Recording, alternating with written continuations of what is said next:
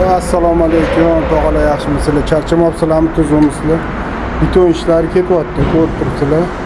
Xo'p, bu yerda fasadni, kafirni tugatishyapti. Birinchi blok umuman tugadi inshaalloh. Endi ikkinchi blokka xudo xolisa temirlarni ishlari ketyapti. Xo'p, gaza bloklarni yopishyapti. Bir fasad harakati bo'lyapti. Shunaqasilarni yaxshi duoinglar bilan xudo xolis tez kunlarda ko'ramiz.